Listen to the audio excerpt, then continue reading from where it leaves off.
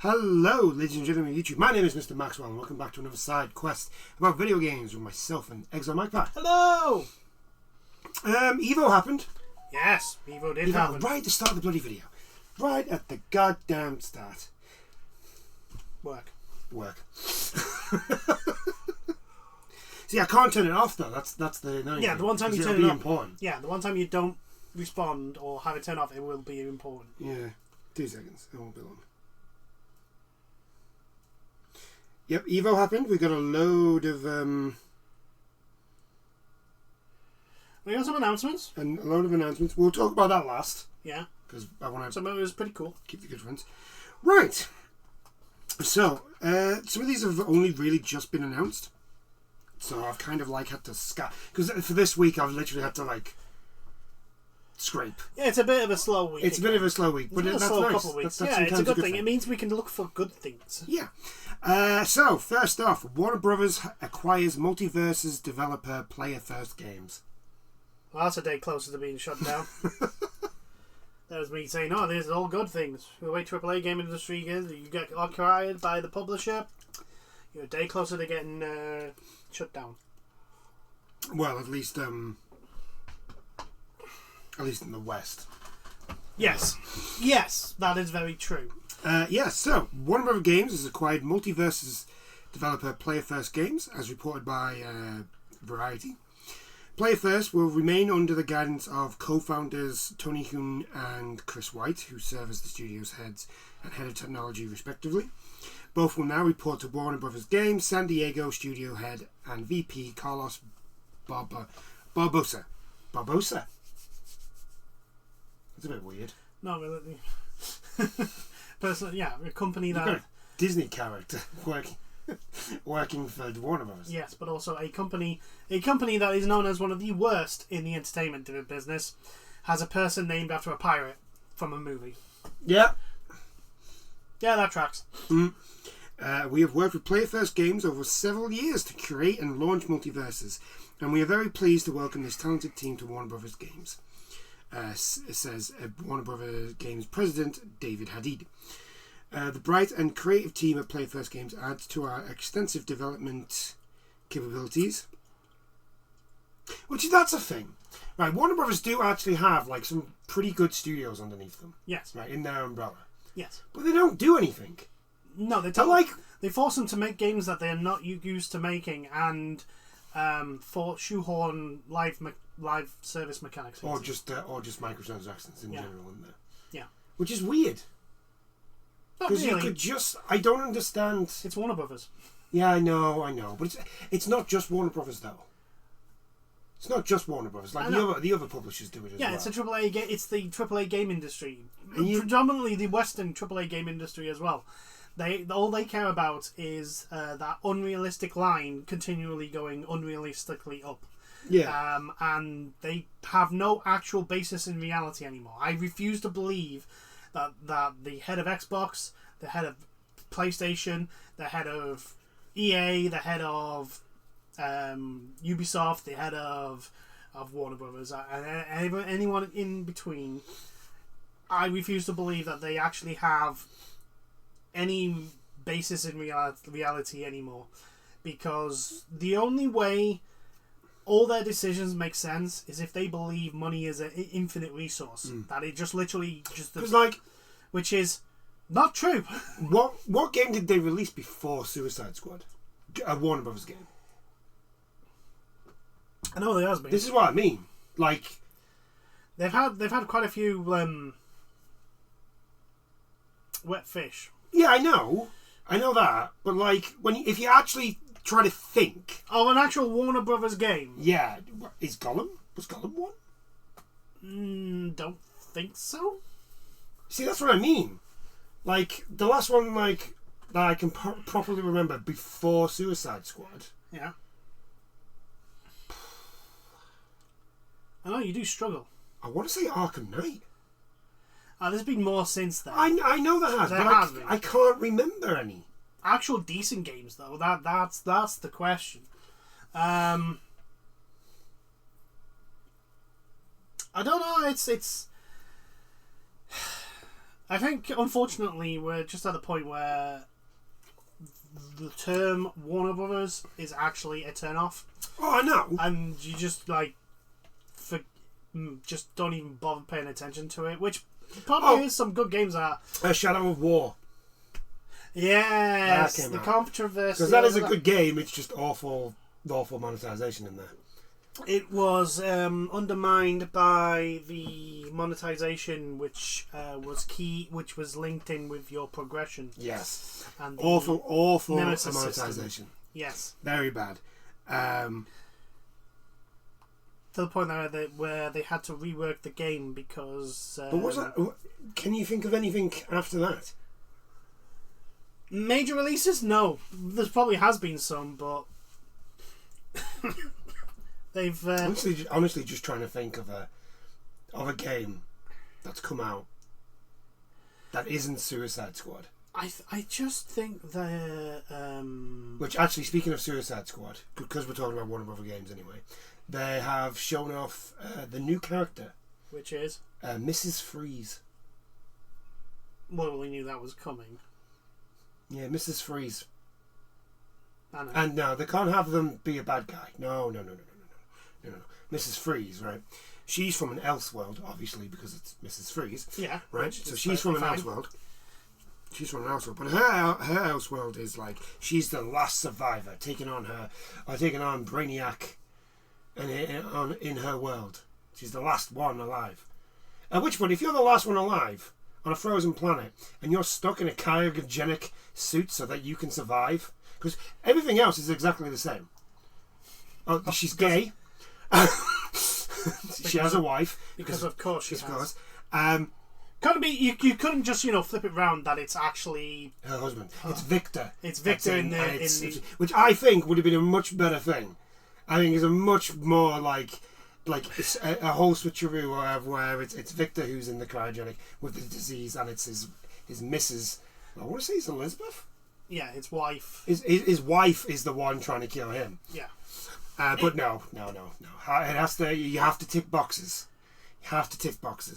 Don't get me wrong. I'm not saying that Mrs. Freeze is not a bad character. I'm just saying this. No. Is the reasoning for these things are. Well, the thing is, she's been written for this Suicide exactly. Squad, so she's going to be a bad character. Yeah, because the reasoning's not. They're not doing it for she's a cool character. They're doing it for this will be, look at us, we're inclusive. Yeah, basically. Right. And it comes again, like I've said before, when you do that, when you base when you include these solely to tell a minority group that you're inclusive to them, it comes off disingenuous, and I hate it. That's why I don't like it. It's not because whatever people want to throw at us regarding whatever. It's because it's disingenuous. They're not doing it because they think it's a cool concept. They're doing it because they want to be praised and plauded over it. Yeah. And that's not why you should do it. You should make a good character first. And it's exactly the same as the Joker. Yeah. In the sense of you want to actually use Mrs. Freeze? Oh, well, give us $10. $10 or play through all the content that we release and therefore have no reason to use your character. Yeah, and you have to grind unbelievably together. It's just like, I mean, in one sense, it's a miracle they've lasted 2 characters. I expected after the fiasco for the Joker, they'd be done. I honestly believe the only reason why they've lasted this long is because they had Mrs. Freeze ready to go. Probably. So they were just we'll just wait until they... They're basically going to get to the end of the characters that they already at least have working concepts for. Yeah. And then that's it. The plug's being pulled. Yeah, plug's being pulled. And the potential of an actual decent Suicide Squad game is actually pretty good. Just the potential of a Suicide Squad game. Yeah, just this is just not it. Could you imagine if they had actually done an Arkham-style Suicide Squad game? This is my point. If you actually think about it, an Arkham-style 4-player co-op Suicide Squad game. Yeah. With Well, one, the roster that you can have and it makes sense just explodes. Let's have the characters that we've got. Let's not. Yeah. Oh no, I'm saying you still start with the characters that you got. Yeah. That's fine. But like, if you think about it, it's like if you just all you got to do for Suicide Squad is for number one with being Rocksteady, just keep the Arkham style in there. The brawling style combat. Yeah. And add and just give the shooting thing to certain characters. Yeah. Like, they've already done that in one sense with Red Hood in Arkham City. Like, and just give that to Deadshot. Hood is just fucking brutal. Right. I mean, we've gone over, like, the list of characters. Well, a small portion of the... I'm just thinking, like, because obviously they wanted... Because they lost something like 200 million. Yeah. On the game. Yeah. Right? If you think about it, if they had just done a game that people expected them to do... Oh, they would have made even more... They would have made bank. Yeah. And then if you think about it, they could have actually made more money by releasing expansions in the same way that like Diablo does. Yeah. And do it that way. Oh, yeah. This is the weird thing I've never really understood about, like, especially with like, games that want to make into live services. We will get back to Warner Brothers buying thing in a second. Right. So, we're making a live service, right? Technically, if you work Diablo 3, let's go with Diablo 3, not Diablo 4, because Diablo 4 is a live service hell with a battle pass and all that sort of shit, right? Why don't you go... Like, Diablo has a perfect sort of live service model, if you think about it. Yeah. Right, because it has seasons. It had seasons, yeah. And it had expansions. Yeah. And instead of just doing what Blizzard did, where it was like, 3 expansions with each Diablo? Yeah. You just keep releasing expansions. It's not like you can't do it. Because that takes time, effort, and money. And... yeah, but that's my point. And they don't want the spikes sort of income that sort of thing gives. Oh. They want the constant stream of money that comes in with a live service. Oh, right, okay. And when you focus solely on that, you make decisions based that you see that Diablo 4 had, which is like, we're going to make you spend longer in the game. Reason? Because... Here's an extra 4 seconds for teleports. For no apparent reason. Here's a giant wall of text for 2% boost in your DPS. Do you need that extra 2%? No, because you're not built for what this is. But you're going to have to spend a good 30 seconds to a minute reading the entire thing to figure out if that is actually better for you or not. Yeah, I suppose. But yeah, so first off, with Warner Brothers buying, what was it? Player First Games. First Games, buying the studio that made Multiverses, which hasn't exactly had the best reception. It was launched pretty positively. It had a beta. The beta was and then it died off. And it died off, which is understandable because it's a beta. Then they released it, and it did the exact same thing. It had a spike and then trailed off when everyone saw that it was actually worse than the beta. Yeah. I mean, you want a live service, but you decide only one character is actually properly available and everyone else is on rotation. You're going, it's like, well, League of Legends does it. Yes. But have you seen the amount of content that League of Legends has? And also League of Legends has a lot of issues as well. I think, if I remember correctly, League of Legends has, like, when it comes to its rotation, League of Legends still has, like, I think it's like 20 characters. It's a big number because there's a lot of characters. It's not 4. It's not 4. It's not 4. And also, their leveling system is not dependent on a character, you using a certain character to, do challenges. Like Multiverses has. Oh, you need to hit 3 rockets with the Joker. It's a shame that he's not on rotation at the moment. Do you want to buy him for $10? Yeah. Or grind for him for about 5 years? I mean, it does beg the question of, like, okay, so you've bought them for a reason. Yeah. It can't be Multiverses that you bought them for. Like, you've got to be doing something. It probably is Multiverses that they bought them for. But then again, this is Warner Brothers. They make no sense. Yeah, that's true. They fully fund 2 movies. Yes, that's true. 2 movies, and then decide to not release them and scrap them for tax write-offs. Oh yeah, scrap them at the end of development. End of development. It's basically telling everyone that put blood, sweat, and tears into those movies that their work meant fuck all. And I don't, I know some people are saying, well, Batgirl was so bad they had to pull it. It's like, I don't give a shit. I'm sorry, but if you funded that movie to completion, you fucking just really, even if you don't want to spend the money and put them into cinemas, you just throw it out on Blu-ray. You just throw it out. Or you put it on your streaming service. You put it on your streaming service. You do something to get something out of it. Yeah. But no, tax write-off, because fuck Warner Brothers. And then, of course, the Wile E. Coyote movie, which apparently wasn't that bad. Speaking of Warner Brothers and movies, the sequel to the Batman apparently is in development now. Okay. Due to, I think the directors left. Oh, you mean the reason why the Batman was actually really, really cool and good and fantastic? Yeah. I think he's not on it because he's fallen out with Warner Brothers. Oh, that's going to be great. It's like, for fuck's sake, man. Like, the Batman is such a good film because it's not a standard superhero movie. It's a noir. It is a noir. It is a noir movie. As a superhero noir. And, like, this is how Batman should be done. Yeah. Like, I understand. Like, people... The Christopher Nolan films are and still are fantastic. They are phenomenal. So there's no point trying to do a standard superhero movie now with Batman, because everyone's just going to compare it to the... Well, you do it like the Batman as a noir, and it fits Batman to a T because he's supposed to be a detective. It's my favourite Gotham. Yes.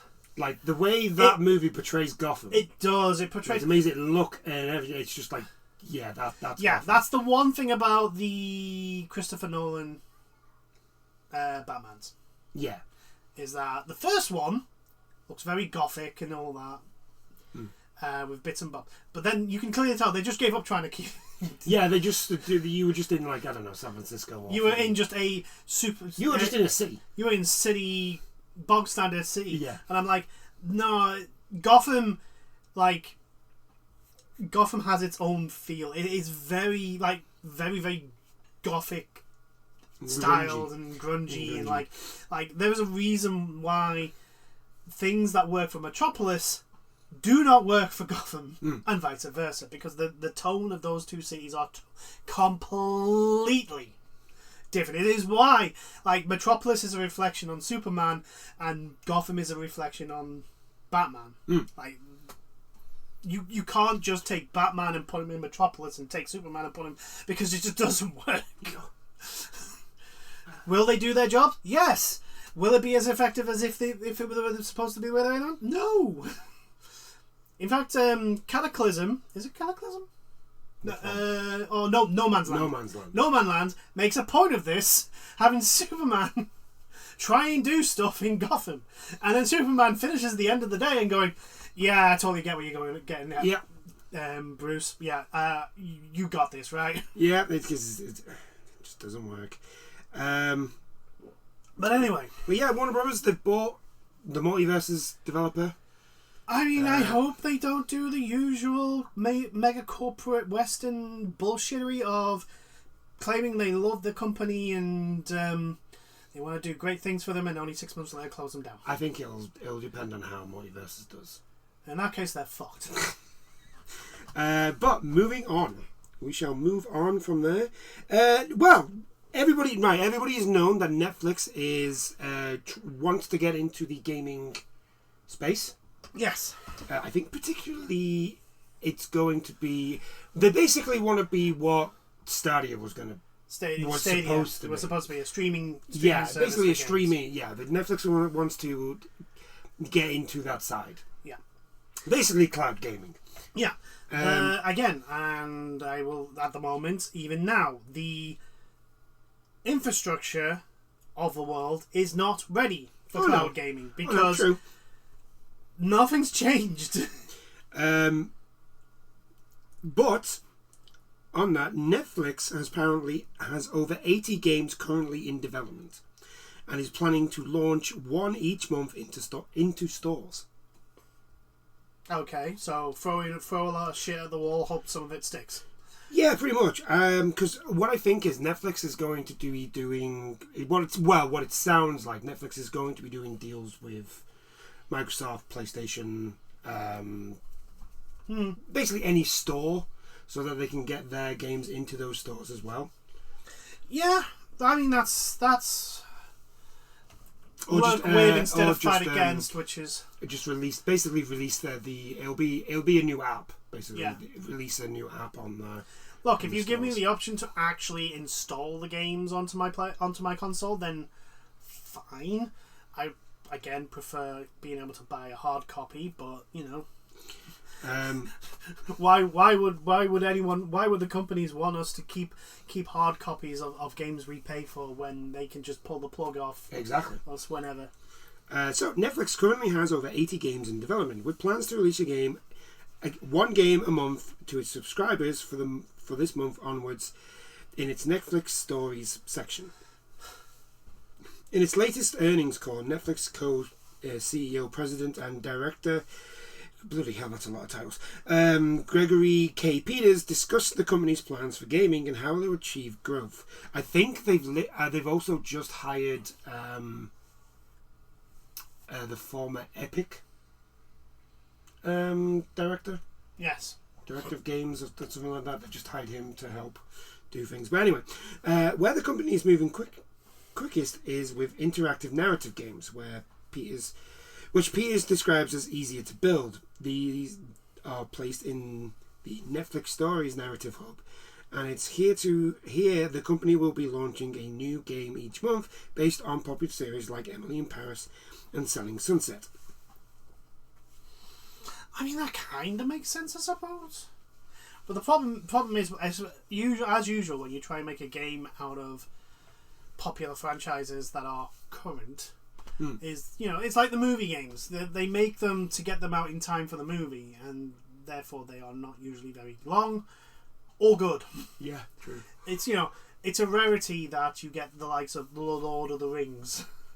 Oh my god, the Two Towers. The Two Towers. And Return of the King. Return of the King is such a good game. It's like back when EA made good games. I know, right? Made really good games. Well, not only that, they made good games and they actually experimented. Yeah. They actually were willing to do shit. Push the boat out a little bit and see if what stuck.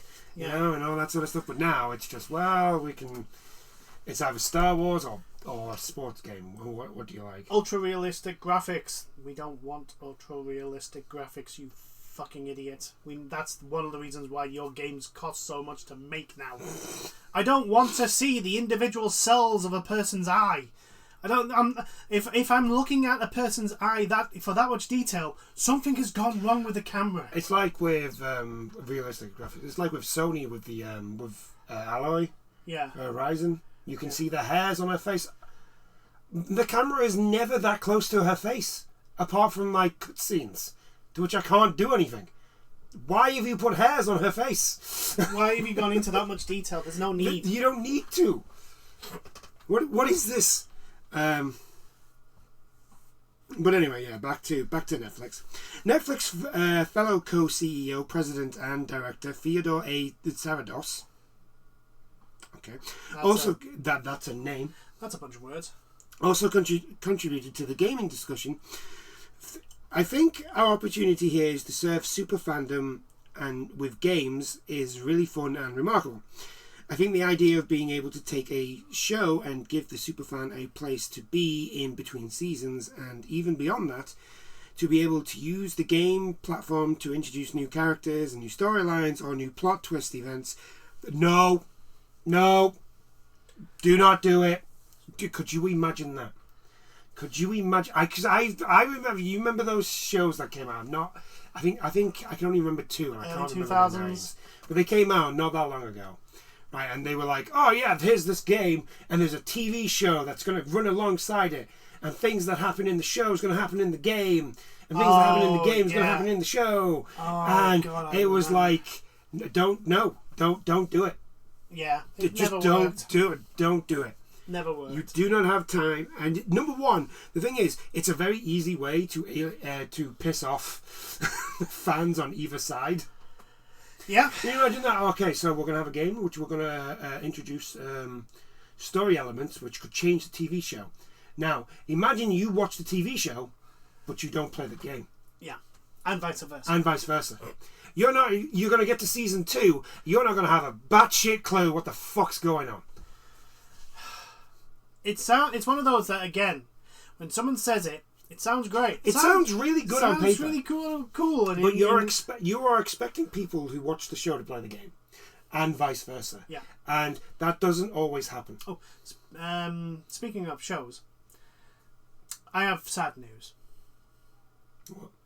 The Halo series has been cancelled after 2 seasons. Oh, good gracious! No, whatever will I do? I know.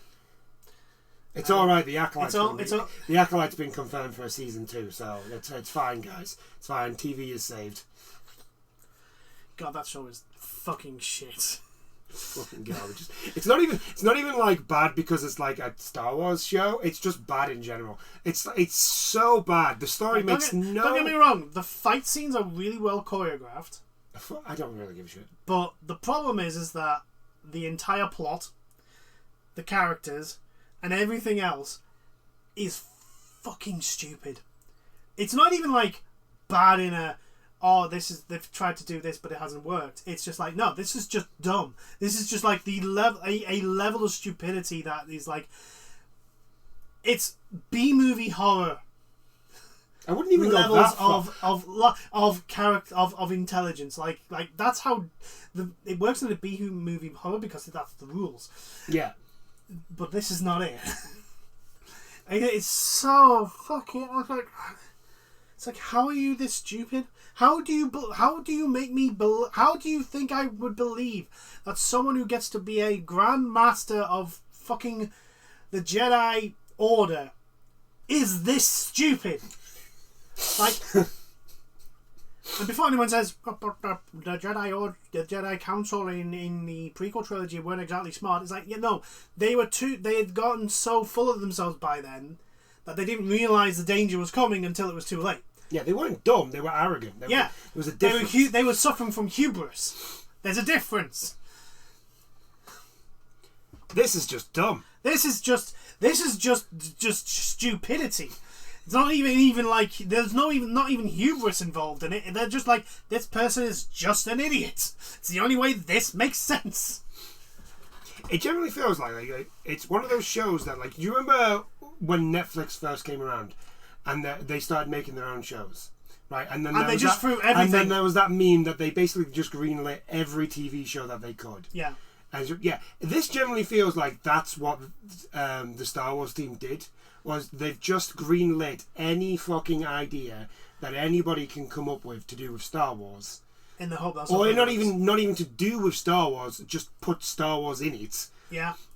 And be like, hope that it works. And hope that it works. Yeah, that sounds right. That's what this feels like, because like there's nothing in this show that makes any fucking sense at all. I mean, hell, they do stuff like they have a Wookiee Jedi. And everyone goes, that's cool. That is cool. The story may not make sense that he's in, but it's a Wookiee Jedi. How can you fuck this up? Easy. You just kill him off screen and not even have him in to do anything. And you committed the cardinal sin.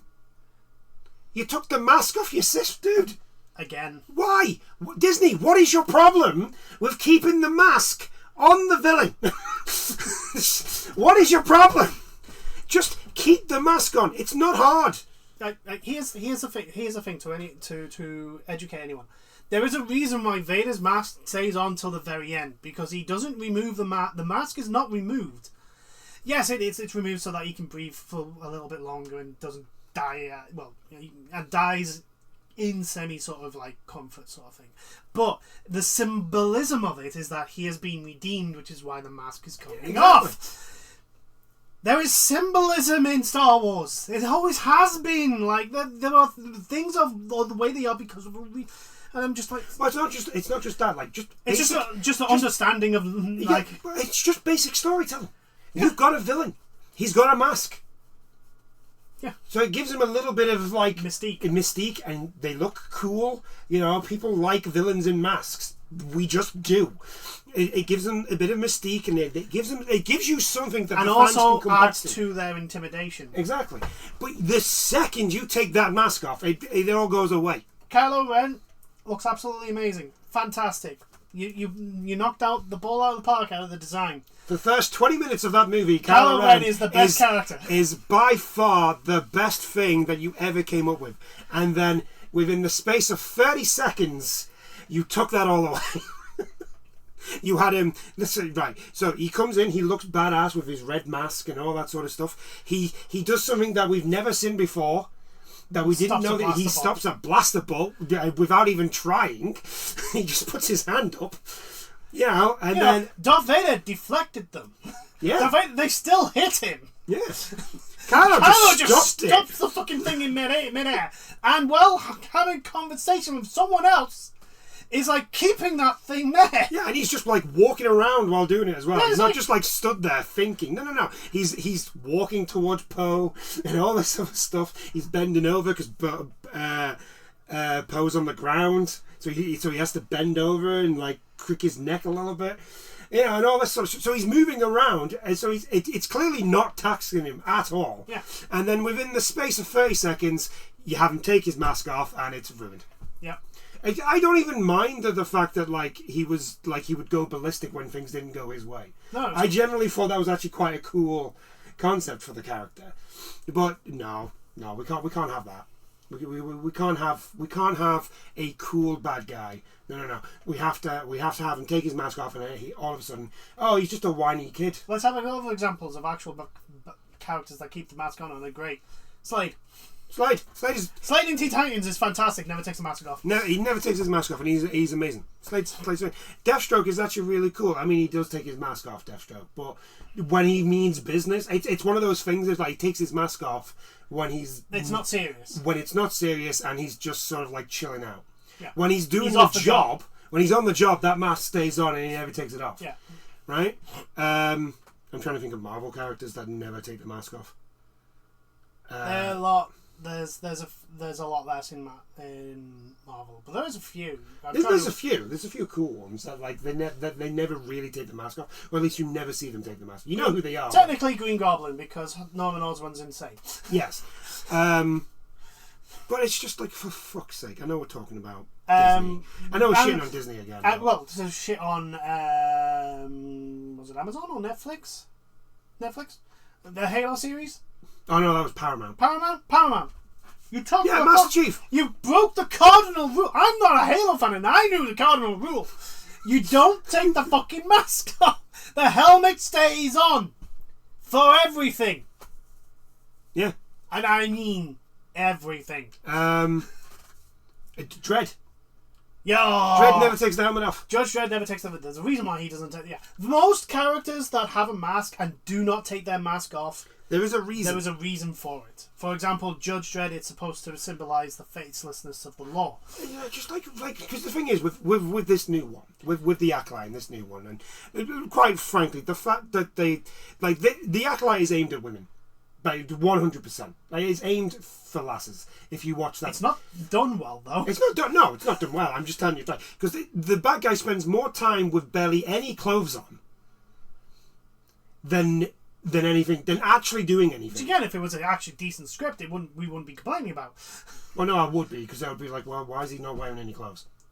No, the thing is, I would do the same if it was a lass. Yeah. If it was the same way and it was a lass, what is the point of her not wearing clothes? True. In this situation, there was no reason for her. My point being, the very fact that they're not wearing clothes isn't the real criticism that we have against it. It's just a point we make out that there is no reason for this person to be nearly butt naked. Yeah, pretty much. But like, you leave the mask on, and it's just like, oh, okay. And then you can reveal later that maybe it's a member of the Jedi. Who's actually a Sith, and he's Or you can. There's so much you can do with a character with a mask on. Yeah. Especially in the. This is why I like the Sith so much, because the Sith specifically wear masks so that they can hide. Yeah. Their whole survival is dependent on not being discovered. Exactly, and it's just like, oh, for fuck's sake, just. Why did you have to fuck the Sith up so bad? Look, like I said, everything that's happened since Disney. It is not canon. It's not canon. It's not my canon, so it can go away. I've still got my X-Wing books. I've still got my Thrawn trilogy. I've still got my other Star Wars books that I've got that were done in the extended universe. I still have Mara Jade and all the others, etc., etc., etc. And and before anyone says, "Oh, but X, Y, and Z," I was like, no, everyone gets to be a badass in the extended universe in some way or another. Reg Antilles becomes basically the greatest pilot of all time. Right, anyway, yeah. Anyway, So we're digressing. We're digressing. Back to Netflix and their games. Right, well, yeah, we were talking about plot twists and TV shows linking in with games. That's not going to work. It's not going to work. Now you can do those things, and then they can materialize in the next season or in the sequel to the film. Yeah, no. Please don't do it. The Netflix mobile app includes a number of third-party games as part of the subscription, like Grand Theft Auto, Football Manager, Sonic Mania. Yeah, I think it's at the moment it's only on mobile games. It's only on mobile, and I think smart TVs have it. Yeah. I think. I'm not sure. I'll be honest, like we keep saying, the mobile network is not exactly the greatest gaming platform. Are they great games? Yes, but they are inundated, swamped, and surrounded and submerged by absolute shit. The fact that they've got 80 games and they want to release them one a month, that's pretty good. That's at least shows that they're willing. That's around about 6 years. Yeah, but at least it shows they're willing to put in the effort, more effort than Google. And also, it's a long term. Yeah. They have a long term view instead of Google's. So maybe we want to release it, and we want to instantly have PlayStation numbers. Yeah. That's never going to work. Yeah. You need to put you want that. You need to put the infrastructure in. Oh no, don't worry. We're sure other companies will put in the effort so that we can be successful. Yeah. Oh, the countries will just make their internet infrastructure even much better for us. But you do realize that's not how countries work. You do know that costs money, and that takes time. And countries don't usually have the money to do it. And look, we all know that most politicians say, "Oh yeah, we're going to build a better internet infrastructure for the people." Most of them they lie when they say that. That's in the UK it goes, "We want a internet infrastructure that rivals South Korea. We're now going to give BT a monopoly on the rollout of the infrastructure," and BT goes, "Well, we don't need to spend any money." Well, the copper wiring's going to be great, isn't it, guys, for internet? It's perfectly fine. Victorian technology is perfectly fine for the super fast internet infrastructure that we need for the modern world. That's okay. 100-year-old technology will work just fine, right? Yeah, we don't have to spend any of that money that we just got, isn't it? That's great. But yeah, so Netflix, at least, like I said, at least Netflix look like they're going to actually put effort into yes. And like I said, it's not just they're not. This isn't just a random sort of fucking thing. We expect results in 6 months. It's like there seems to be an actual long-term plan, which is shocking for a company based in Western Hemisphere. I know, right? Jesus Christ. A plan that's more than 3 months away. Holy shit! I know. All right. Anyway, shall we move on? Yes. We move on. Right, on to good news. Capcom. Mm-hmm. So Capcom's most of their money comes from digital purchases now. That's a good thing or a bad thing. As a person that likes physical media, I'm a bit sad. But even though this is the case, because there was fears that the current fear at the moment for, I think in the East, at least in Japan anyway, is that physical media is dying. Yeah. But Capcom have come out and said that they are not going to stop physical releases. They've come out and they've said it. Capcom have no intention of giving up on physical game releases, the company said, and while this confirmation is bound to be seen as good news by the publishers, fans who fancy themselves as game collectors, Capcom's physical sales aren't exactly looking too good nowadays. It's still needed for game preservation, so Yes. I think the thing is, Capcom are doing so well they can afford to take the hit. The sales on digital Cover the cost are covering the costs of the physicals at the moment. I think that's the situation for Capcom. But like, I think every Capcom game I've bought physical for every Capcom game. I haven't that I have because I've got the Capcom the Capcom Fighting Collection. I've got that digitally. Yeah. But if the Marvel vs. Capcom collection has a physical, I am buying the physical. I can't find it at the moment. That's the problem. It's like, it's not out yet. I know it's not out yet. I'm like, I want a date. I want to pre-order. I want that day one. Well, it hasn't got a release date. That's what your problem is. It has a release date of 2024. Give me an actual date. Come on, Capcom. It's a bit. You couldn't stealth drop it for us at Evo, could you? No. You stealth dropped Street Fighter vs SNK Chaos. Yes, they did. You can buy that on the stores now. Yes. Right. The issue is hardly unique to the Japanese gaming giant, as physical sales, game sales have largely been declining since the aughts. I think that's supposed to be noughts, but it's a self-fulfilling prophecy, I may add. Their digital counterparts have nowadays grown to the point that publishers are actively cutting back on physical releases, which was most recently reflected in the report of Microsoft laying off its Xbox retail team. Another piece of news is the DEI initiative team and the Xbox retail team have been cut. Yeah, completely. So, basically their reasoning is their physical media side, basically. Yeah, well, DEI is the diversity group.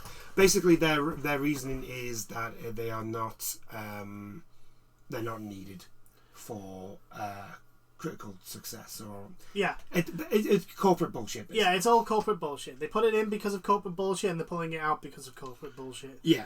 So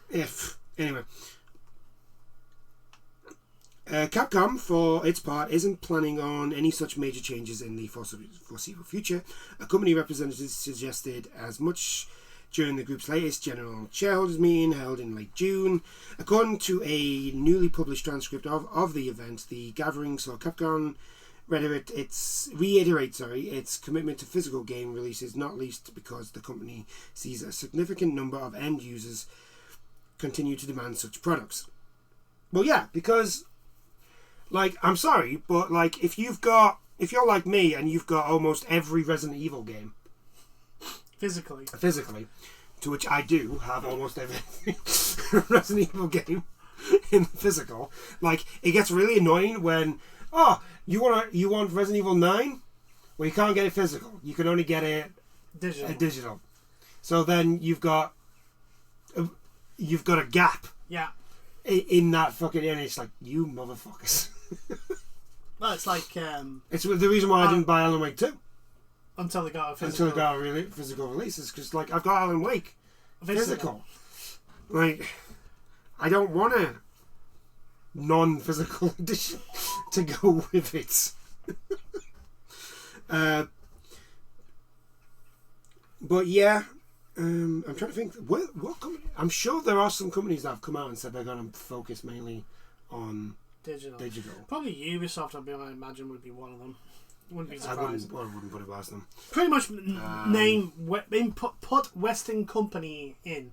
Your EAs, your Microsoft. Speaking of Ubisoft, I should check. I mean, it's set in Japan, so technically. Oh, Shadows. Yeah, something big's happening with Shadows and the Japanese government. Have Ubisoft you copied again something, and this time it's something that's really important to the Japanese people, and they're not happy with it. Now, this is before people start saying, because I've heard people trying to claim that Yosuke is not a samurai, and I'm like, fuck off. He was a retainer for Nobunaga Oda, and they classed him as such. Okay, right. Assassin's Creed Shadows creator Ubisoft has issued a statement regarding recent controversies and complaints related to the central character Yasuke, specifically addressed to the Japanese community. The statement follows a petition signed by some Assassin's Creed players that accuse Shadows of historical inaccuracies. Ubisoft says that its intention with Shadows, as with other games in the AC series, is not to present factual representations of history. You've made people up for the... Yeah, I know. As the Assassin's Creed Shadows release date draws closer, a petition was recently launched that called for the stealth game to be cancelled, authored by one Shimizu Toru, and published in Japanese as of this writing. The petition has gained more than 94,000 signatures, which I think means that the government actually the Japanese government actually have to. Yeah, it's a bit like if the petition gets over a certain amount. The government actually there has to be a debate about it in Parliament. Does anything have to be done about it? No. Yes. Do not confuse debating about it for them to actually giving it down and doing something. Ubisoft. It's fucking adverts, man. Ubisoft continues to misunderstand the true nature and role of samurai, the petition says. This is a serious insult to Japanese culture and history, and can also be linked to Asian racism. I am going to put this forward right now. I have no idea what's going on. All I saw when I was looking was a little article. No, I didn't even look at the article. It was like the heading was like Assassin's Creed Shadow, and then ...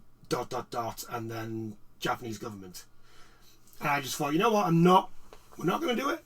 But then I just thought, just thought, hell of it. Fuck it, let's actually have a look and see what's going on. What the hell are they talking about? So they're basically saying they're not treating Yosuke as a samurai, I think? Question mark? I have no idea. Because statement for this petition. Because I know. So on social media, I've seen a bunch of tweets by actual Japanese historians who literally say Yosuke is classed as a samurai because he is a retainer for Nobunaga Oda, a daimyo.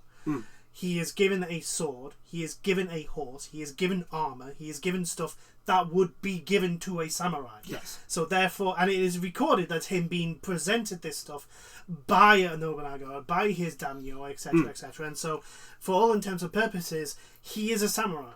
So I'm not sure, but again, it might not be that the person. One of the playable characters in Assassin's Creed Shadows is based on Yosuke, a samurai during the Sengoku period, who history records as coming from African origins.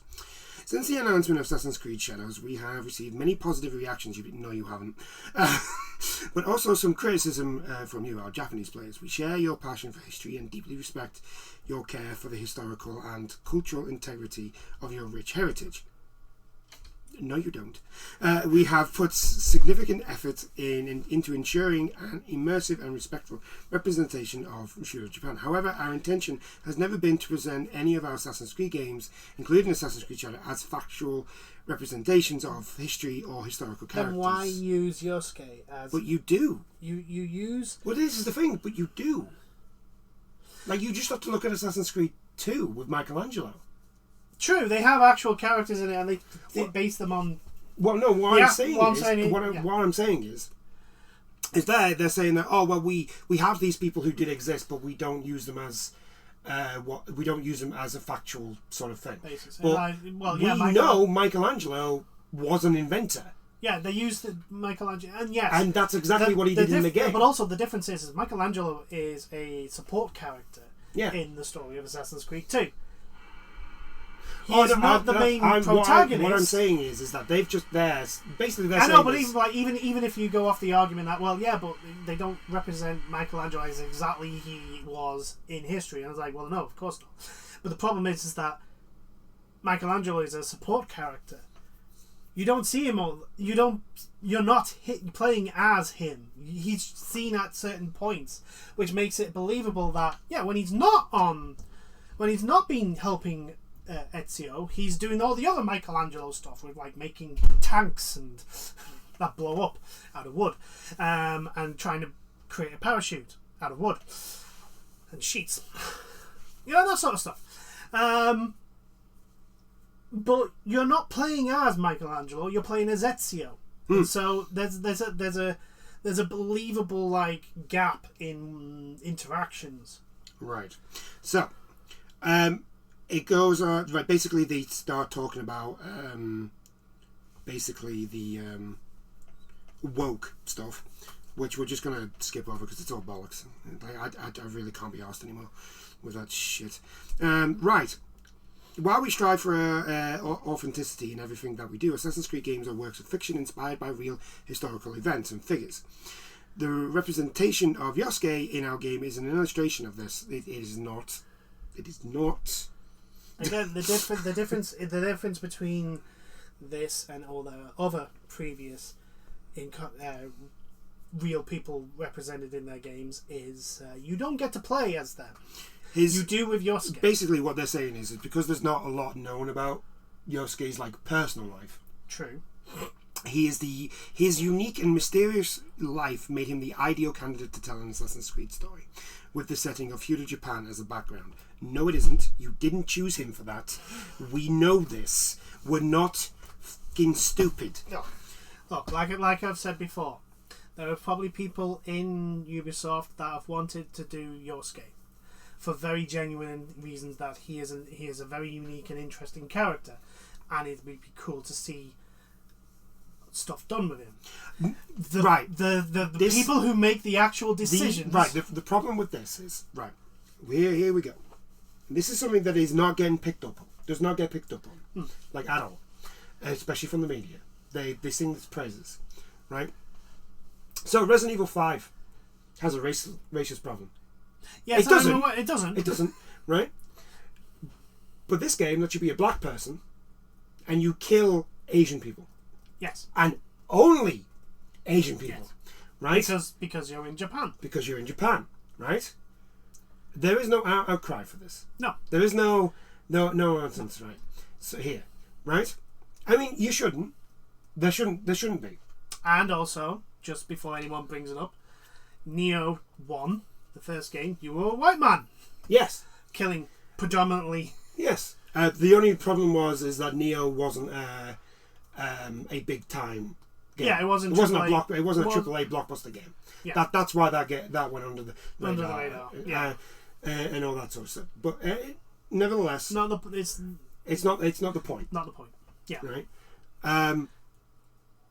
We are now in a situation where if you're gonna bitch and moan about Resident Evil 5, which got raised up again because 5 is potentially the next remake. Well, the most likely they're gonna remake 5. I know, but I'm saying it may be the next remake. We don't know.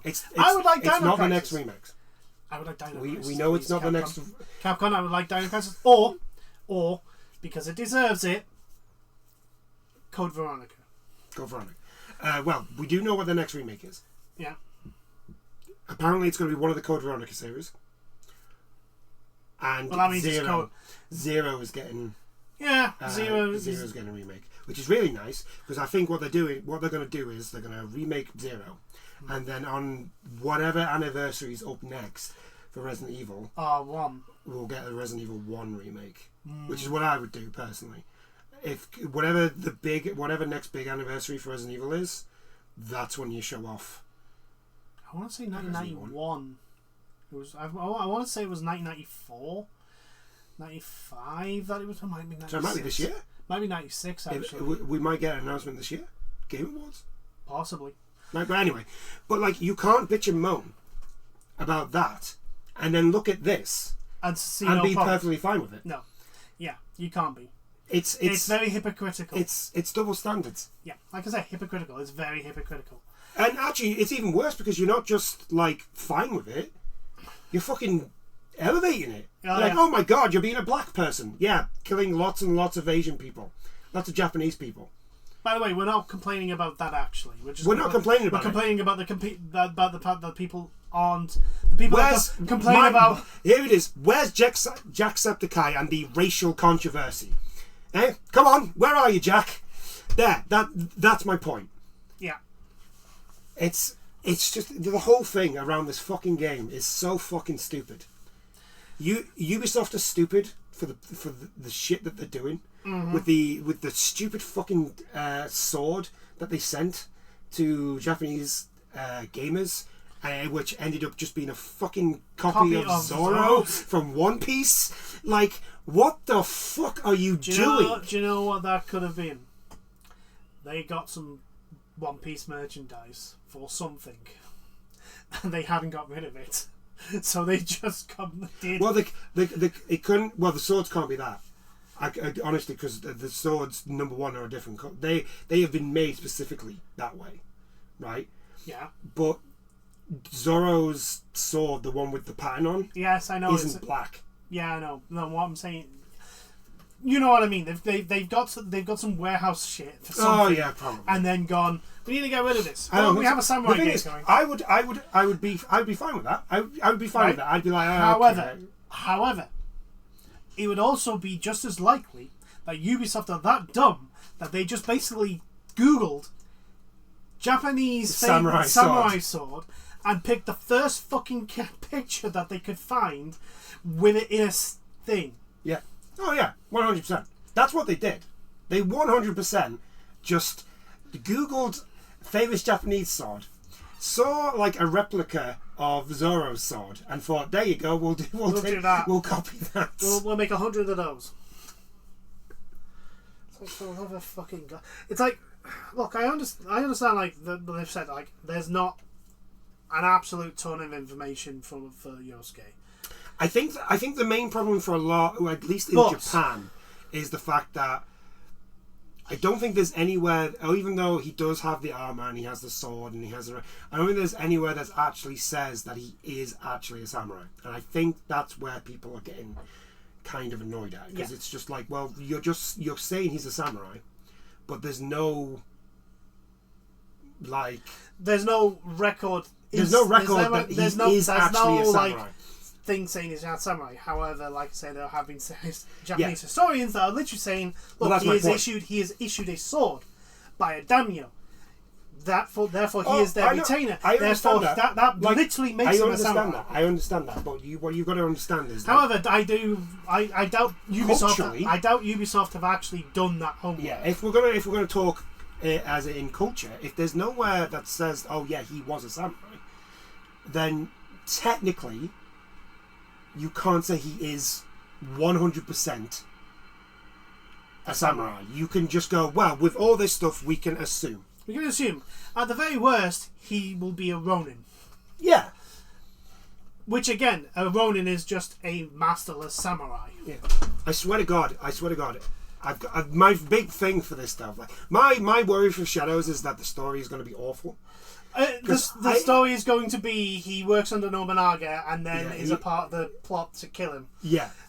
Because Nobunaga is evil. It's the fucking trope which I part of me understands and another part of me doesn't. It's like, why is Nobunaga always shown as the bad guy? Well, because he was called the Demon. That's very true. That he was known as the Demon. The Demon, yeah. I'm like, but it's like, if you actually look at the events, was Nobunaga a good person? No, neither was anyone else. He was good. He got so pissed off at monks that the second time he had to deal with rebelling monks, he burnt the entire mountain. Yeah, that's what I'm saying. He was good to his people. Yeah, like he was good to his people. But as usual with most authoritarian, like total power leaders, you fucking fuck with them and lose.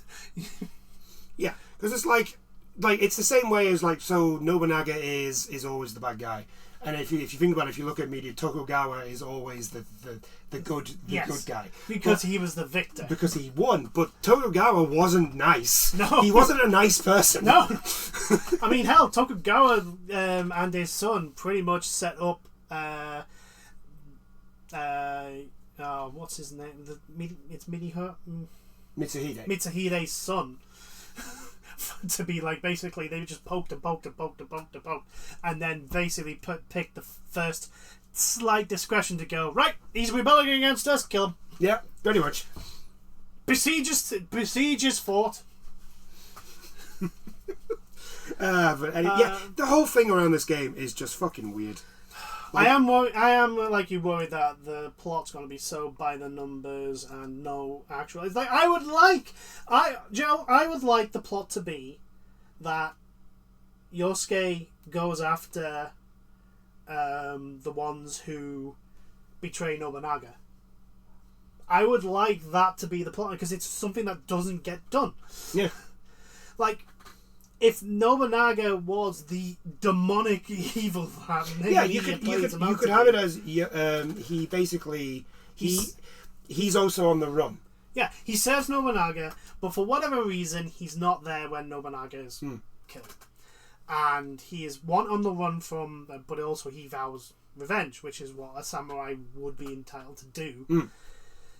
In fact, there's a very famous one where I think was it 19 or 20 samurai. That would put him in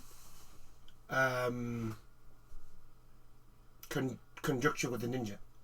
Yeah, lass, because the ninja lass is part of the Noe clan, which means I'm pretty sure they served under Todogawa. One of the ninja clans. One of the ninja clans, yeah, I think so. Anyway, but like. Yeah, it'd be a little bit more interesting, I think, other than like... Because it's something that no one Because the way they've designed Nobunaga, like, you just look at him and you go, he's going to be the bad guy, isn't he? I was like, look... what's the Capcom series again? Onimusha. Onimusha does the whole Nobunaga bad guy the best. So don't even bother trying it anymore, okay? Samurai Warriors does Nobunaga well.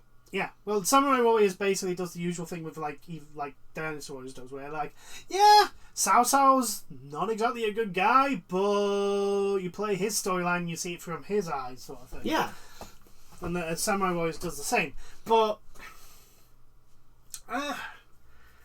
yeah, I want Shadows to do well in a sense because it is finally Ubisoft doing what people have wanted them to do, which is an Assassin's Creed game in Japan.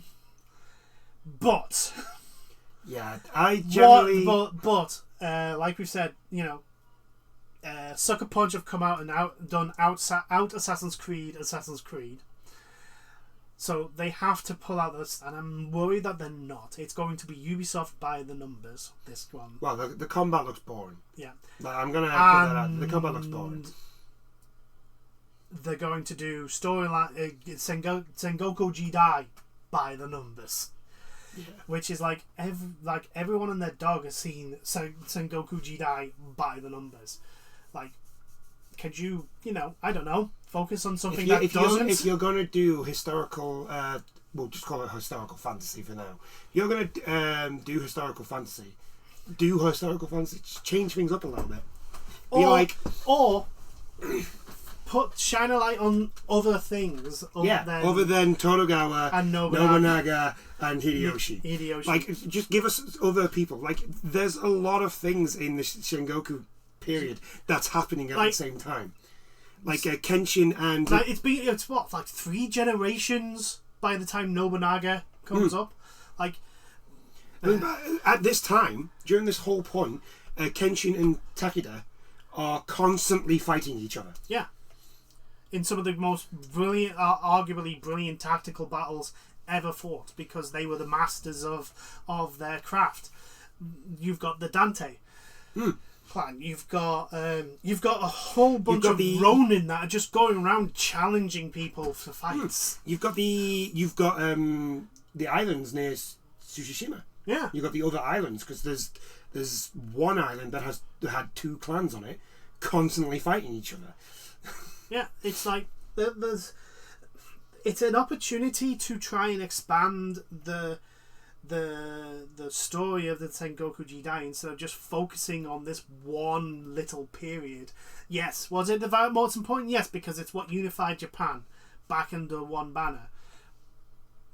But there were other interesting stories that you could show. Well, the thing is, right, with Shadows, right, if they had gone that way, right, you because of how long the period is, right, you could have another Assassin's Creed 2 situation where you can do a sequel to that story. Yeah. But do you know what they could have done? They could have started with the ocean. Is it the Onin War? The thing that literally kicks off the Sengoku Jidai. They could have had the Onin War. They could have done the Onin War and then done something about the beginnings of the Sengoku, the middle of the Sengoku, and then the end of the Sengoku Jidai. But it's fine. But no. But then again, that would be expecting Ubisoft and its current management to actually show some innovation. That's very true. Very true. Right, anyway, we're going to move on. We're not going to bash on about that. But right, Evo 2024 has wrapped up. Yes. Sonic Fox again proves he's one of the greatest beat-em-up players ever, and is just literally a different level to every man, woman, and child on the planet. Yeah, he won the championship again. Yeah, he won Mortal Kombat 1. I don't know if he won anything else, but did he not win Guilty Gear? He might have won Guilty Gear. Right, I watched MK1 finals. I watched that. I watched him on 1 HP walk down a guy, jump and beat him. It's just like fucking. It's like, did you have to do him that bad, Sonic Fox? Like, damn, man. Oh, Sonic Fox is just unreal. Like, it is an inhuman level of like just understanding of the mechanics of a fighting game. Like, he can pick it up and understand instantly. It's not fair. Right, but also with Evo there is also announcements. Yes. And so we will now go through the announcements. Yes. Right, in my opinion, this is the big announcement. We'll do the big. Hiyachi Mishishima is coming back to Tekken. Nobody, no kill. Nobody, no kill. Even I want to know how he survived. Well, I mean, to be honest, they didn't really. They kind of just explained in one sentence. No. Kazuya surviving going into a volcano. Oh, it's okay. They dug him out and put him into basically turned him into a cyborg. Yeah, but did you see the trailer for Hiyachi? Yeah. He's walking in the volcano. Yes. Yeah, he's just walking. Yes. Like, okay. The one saving grace is that they hinted at Hiyachi having more inhuman powers than is led to believe. Yeah. It is hinted at, I think, in 6. Especially, I think actually 6 when he comes back after 4. And 7 as well. It's just the fact that, like, unlike Hiyachi, Kazuya is just in full control of the devil gene. Yeah. And Kazuya is OP. Kazuya is still OP. Why? Because he's Kazuya. Yeah. So yeah, we're getting. They showed off a big trailer for Hiyachi, which he does look pretty dope. I want an interaction between Hiyachi and the new lass, who is basically Hiyachi. Oh, basically, it's supposed to be his granddaughter. Rena, yeah, something like that. Is it? I think it's Rena. Rena, something like that. Yeah, I mean, she is fun to play with. They showed off. Yeah, they showed off. They showed Hiyachi off a little bit. Yeah.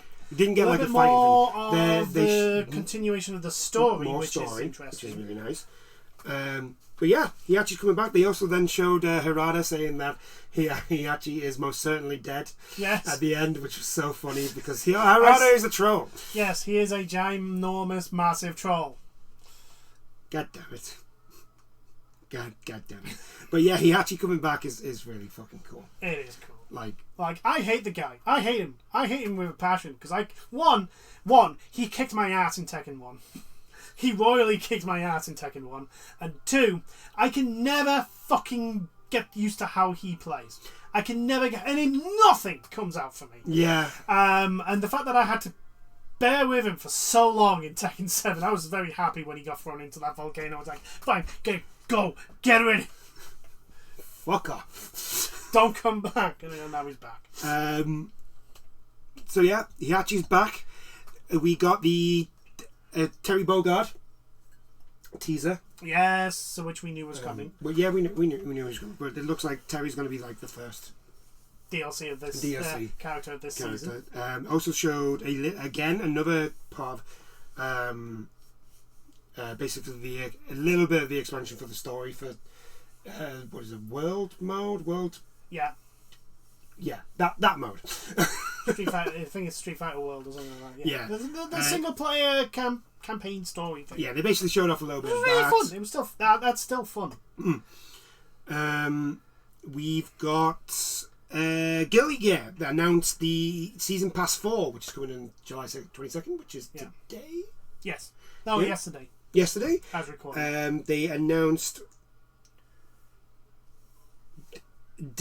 Queen Dizzy, which everybody, when I saw the trailer, when they announced that, everybody absolutely went She is a fan fucking favorite. mental over. She is a fan favorite. Venom was the other one that they went crazy over, and Yeah.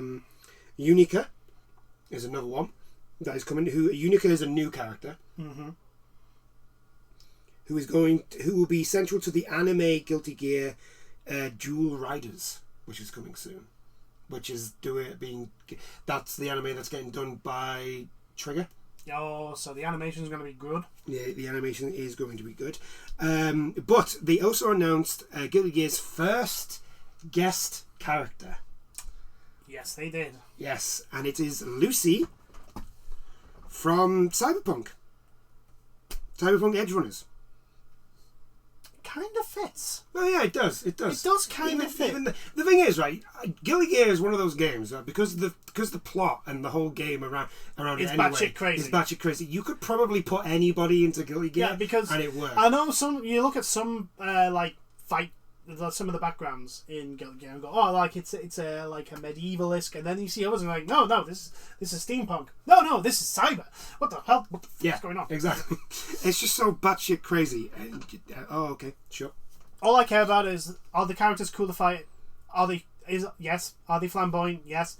Does the backgrounds look absolutely amazing? Yes. Plot? What you think I'm playing this game for plot? Right. But after that, so Lucy's coming to Guilty Gear. I generally actually want to just see how she plays, like what she does. I need to get all the DLC for Strive because I've still got it on my PlayStation. I need to get this next game that we're talking about, just because I love the franchise and I need to get it because it's actually really good. Go on. Grand Blue Fantasy Versus is getting another two characters, the Susia and Vakala. And the Susia is, I'm going to say this, is arguably the prettiest character in a fighting game ever. That's some statement, that. Oh, sorry. Hold on. I'll show you. Yeah. It is just colours galore. If we can finally get there. Beelzebub. Bless you. Her. Yeah. Is just unbelievably pretty. Yes. She looks like a boss, though. That's the thing. Yeah, she does. She looks like and I mean, hell, she walks down like she's an end boss as well. To be honest, I've just seen her. Yeah, they've gone with a pretty. She's a very distinct palette set. Yeah, she looks awesome, by the way. She does look awesome. I'm generally looking forward to her showing up in Relink. Yeah. In DLC at some point. But yeah, I need to get that game. I really, really enjoyed the original. Yeah. So I need to get Versus. But moving on. Multiverses! Yay, the game that's... Now, if this game was any good, well, it wasn't monetized to shit. And wasn't this might actually make me get the game. Yeah. But no. No. Because they are introducing Beetlejuice and Samurai Jack. Now, Samurai Jack is a very cool thing to introduce, because Samurai Jack is amazing. But unfortunately, he's going into multiverses. Which, if it wasn't monetized to hell and hamstrung by Warner Brother management, that game would be good. But it's not. No. Unfortunately, no. Yeah, Samurai Jack and Warner Brothers also getting a new stage of the Warner Brothers Water Tower. And that's July 23rd. Today. Good for them. Good for you. King of Fighters 15 is still adding more characters. That roster's going to be ridiculous. To be honest, King of Fighter games end up having just a ridiculous roster at the end. Yeah, they do. Vice and Mature. I need to get back on King of Fighters because it's actually pretty fun. I can't do anything, but... See, my problem with King of Fighters is the soundtrack is really, really good, and I stopped playing the game and just start listening to the soundtrack. Which is a bad thing in a beat 'em up. Which is a bad thing. That's a bad thing in a beat 'em up. But yeah, they're getting Vice and Mature as Cool. 2 new characters, which is a bit weird because I'm pretty sure they did it in Freeze. They had been doing it in Freeze, but I think they've got to the point where the roster's so big, it's like, it doesn't matter. Yeah, okay. We got a good look at Fatal Fury City of Wolves, which is the new Fatal Fury game, which is getting Kevin Ryan to the roster. I do not know who that person is. I have never played Fatal Fury. I think we had a copy of Fatal Fury on the Amiga. That's how long ago that was. And so this is weird. I did see the announcement for this, but I don't get it. I was very confused. Right, so they showed off art for Fighting, which is King of Fighters, and Samurai Showdown Action RPG. Okay. You see what I mean? Do you see what I mean by I'm confused? I mean, you have my interest. I want to know. I want to know where this is going to go. SNK's developer panel on Friday, Fatal Fury Series of Wolves producer Joshua Weatherford said that the studio is working on a new Art of Fighting game, an action RPG spin-off of the Samurai Showdown franchise. Both titles are very far out, Weatherford said, and he stressed that SNK is looking to staff up for development. Art of Fighting is SNK's prequel series to the Fatal Fury games. Like the previous Art of fighting games, the new one will be set during the 1970s and in the city of Southtown, which is where all King of Fighters happens usually. The new one will be set during the 1970s. As for Samurai Showdown ARPG, Weatherford offered little detail but said we got a lot of surprises in store for that one. The SNK previously released a Samurai Showdown RPG for the Neo Geo CD known as Sensetsu Samurai Spirits Bushido Retsuden in 1997. Bloody hell, that was a fucking... Back when that was how you named everything. Yeah, that was a mouthful. But yeah, so yeah, like I said, that was very confusing. Yes. I was very confused. This was another one that I actually managed to see that they released. They announced SNK vs Capcom SVC Chaos was shadow dropped onto PS4, Nintendo Switch and Steam. You'll notice that something is missing.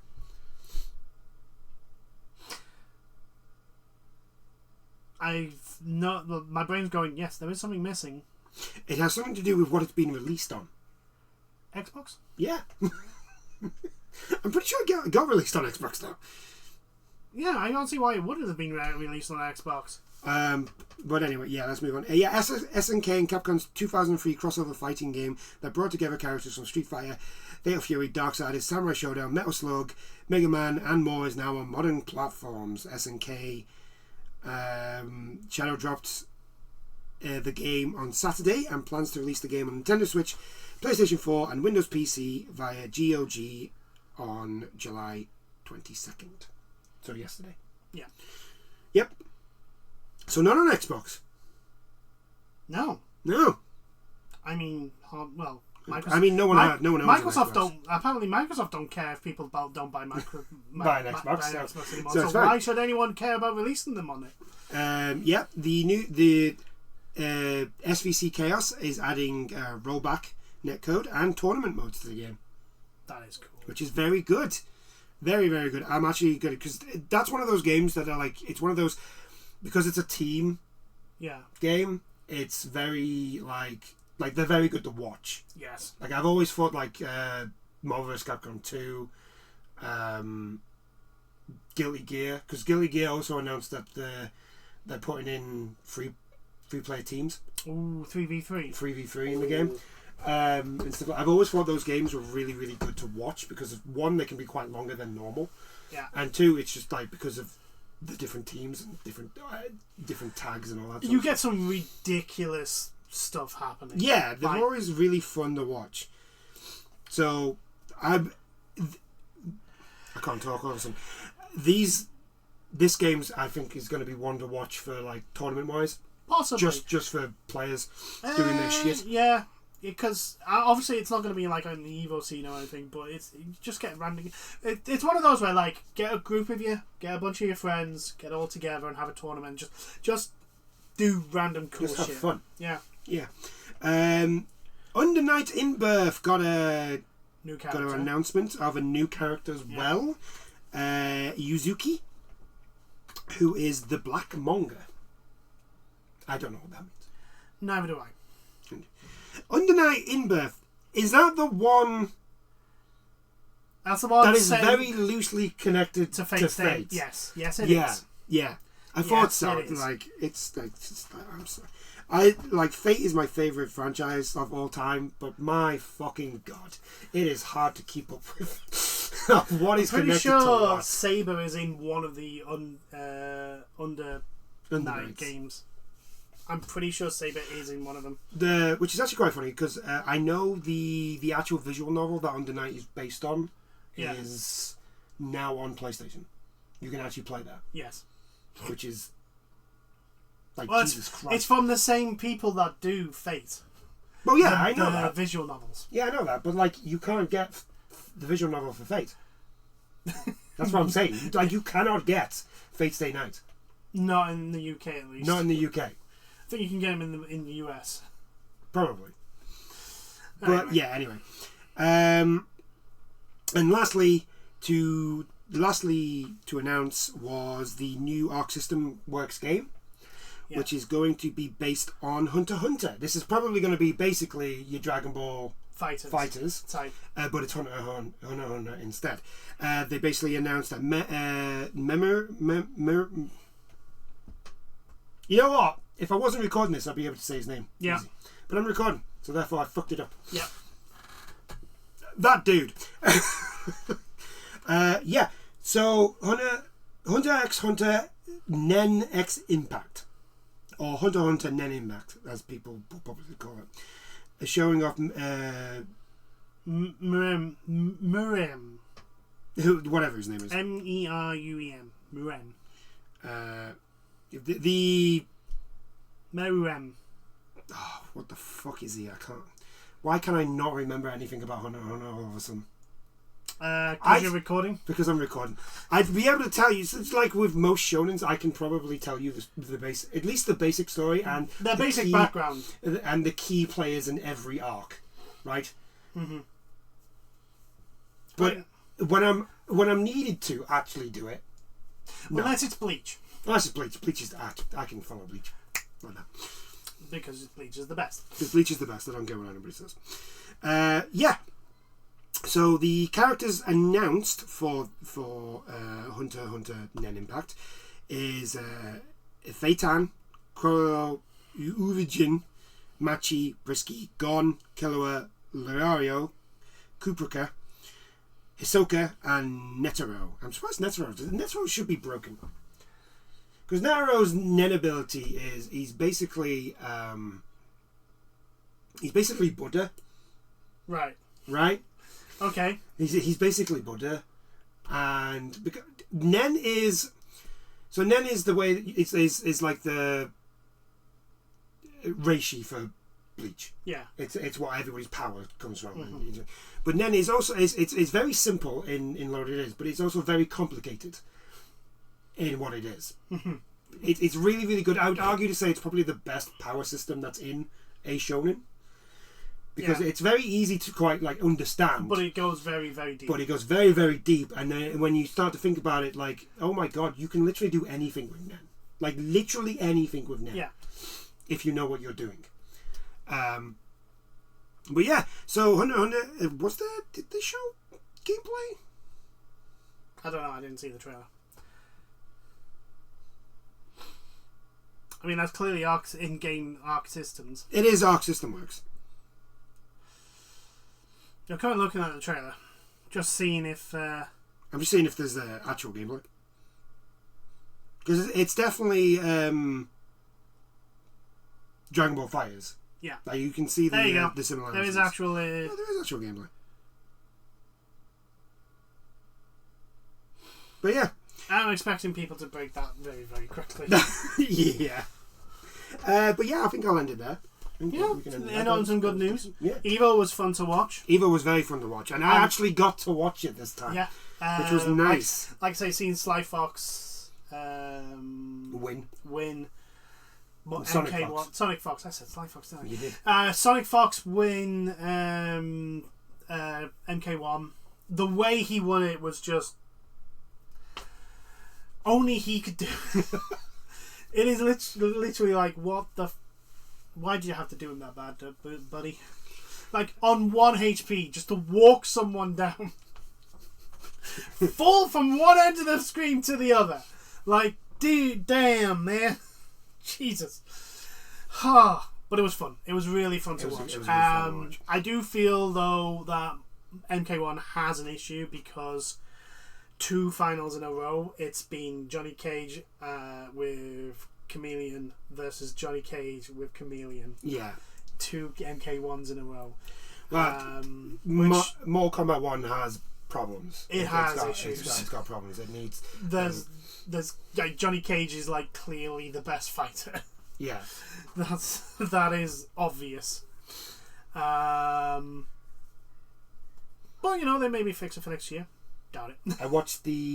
I didn't get to see the final, but I actually managed to see some of the Street Fighter tournament, which I was very happy for because that's what I wanted. That's the one I wanted to watch. Well, I wanted to watch. To be honest, I wanted to watch Guilty Gear, but I didn't get a chance to watch Guilty Gear. Well, you can always catch the VODs, I suppose. I can, but it's different. It's different, yeah. It's different when you watch a VOD to watching it live. Like, yeah, especially in a tournament. Yeah, I much prefer watching live things instead of... It's like I can't watch a recording of a football match. No. I just can't do it. Yeah, but on that...